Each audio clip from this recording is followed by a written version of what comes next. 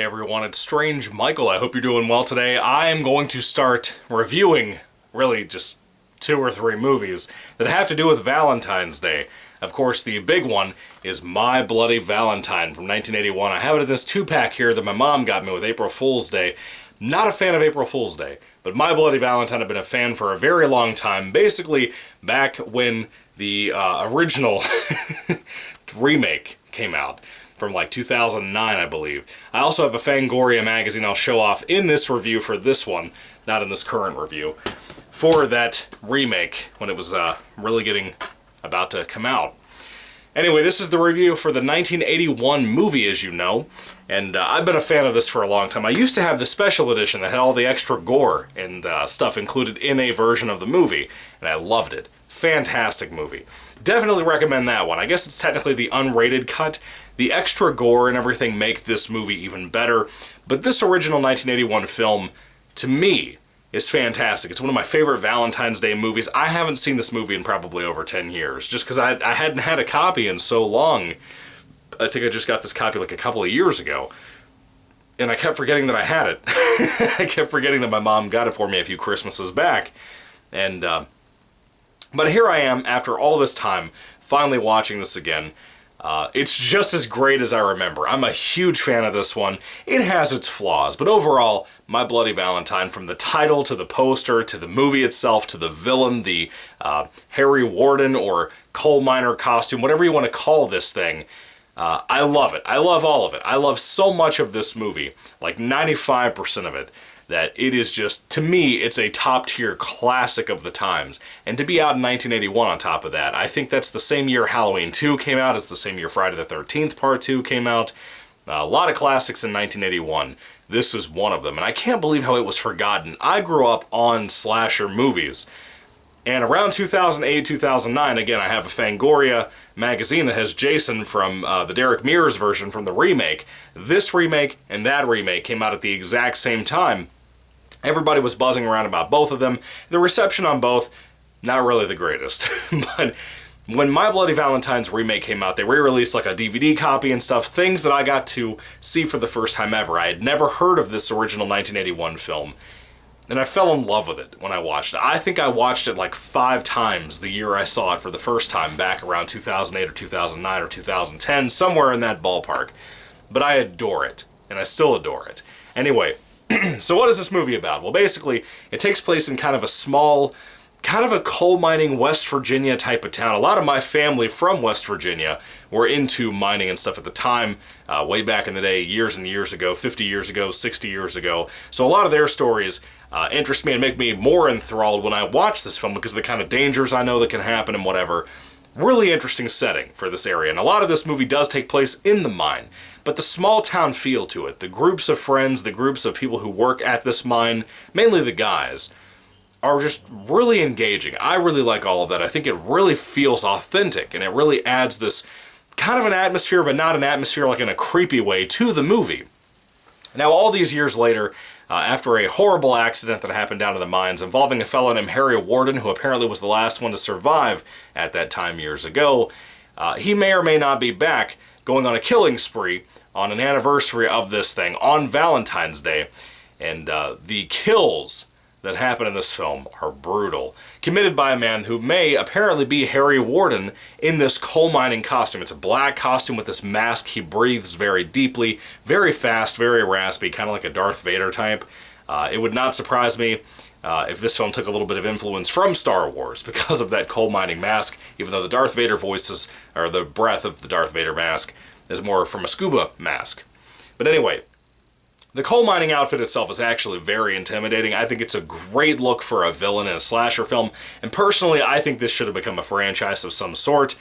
I loved what happened in this flick, I really do. But as a standalone movie, if you don't count the remake, which I think should have been a sequel and not a remake, that's just my personal opinion, I think it would have benefited that movie a lot more. This movie as a standalone slasher for so long, for like 30 years, it really holds its own all these years later. And after 10 years of not seeing this, yes, I'm a little nostalgic about it. Yes, I have old favorite memories about it, watching with my mom over and over again from back in the day when I first got to see it. I have all these memories for it. I love it a lot. but I really think it's genuinely great. It's one of those films like Friday the 13th Part 2 that I think stands out so much from everything surrounding it at that time that it really doesn't get the love that it deserves, I think. But anyway, we have some characters in here. We have some characters who haven't seen each other for a long time, some who left, some who came back. Like TJ, for example, he's kind of our main guy, sort of. He comes back, sees that his girlfriend from back in the day is in love with another fellow named Axel, and they all kind of have like their little spites and spats, but they mostly can get along for the most part, except for TJ and Axel. They really can't stand each other, mainly because of this love triangle thing between them and this beautiful blonde-headed girl in the movie who does a really good performance, I think, probably the best in the whole film.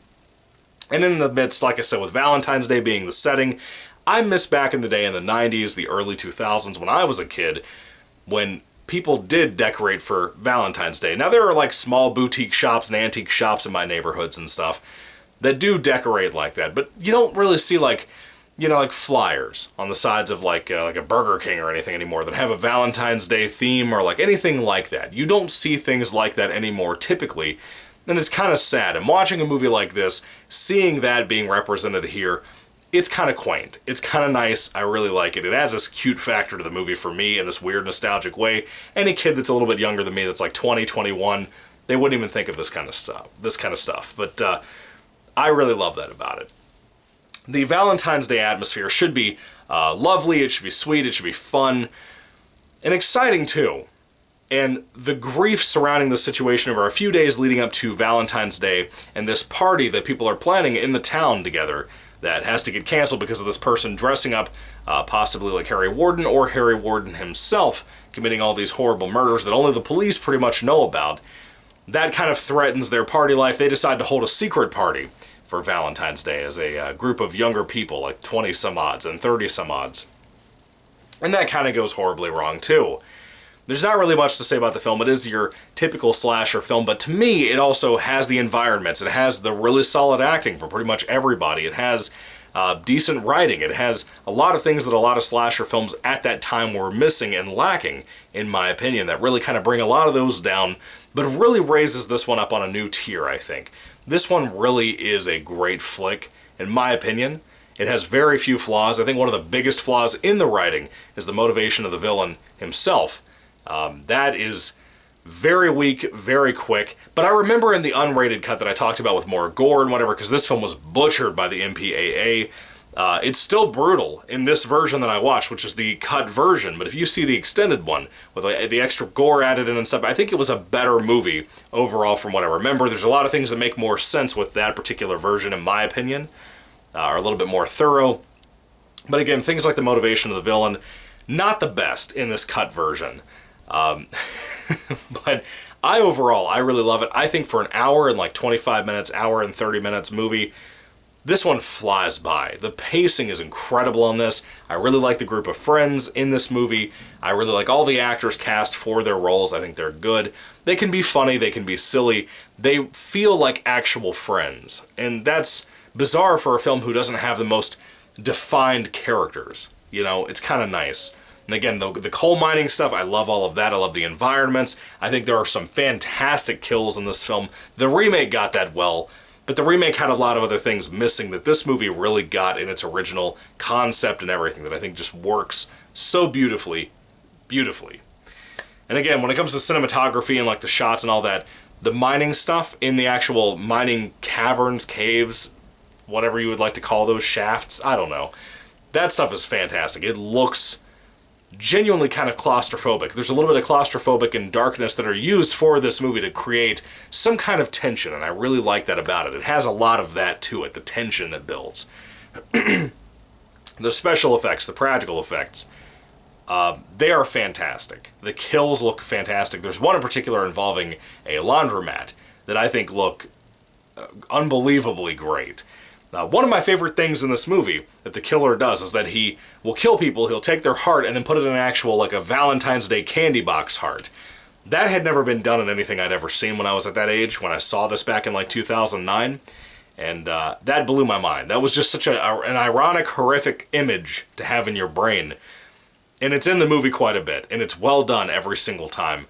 The special effects look phenomenal. And I can't believe how good they look compared to something like Friday the 13th. And I can't believe with how much they got away with in this movie compared to a lot of the Friday the 13th sequels, like Part 7, A New Blood, where they had a lot of the MPAA just cut so much crap from that film. It's kind of a bummer. But My Bloody Valentine, I think, has so much to offer.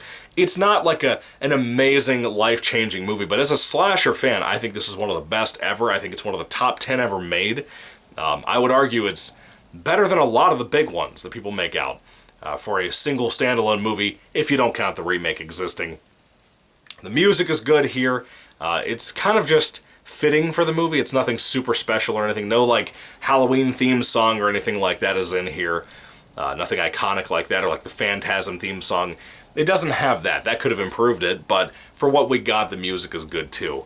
But overall, when it comes to My Bloody Valentine, I would love to buy the uncut version here soon. If I can find a copy decently on eBay or Amazon. I know the brand new release on Amazon, not brand new release, but a brand new copy of that release is like $50. It might be worth the money in my opinion, because I really love this film, and I love the uncut version even more than this cut version here. Excuse me, indigestion still.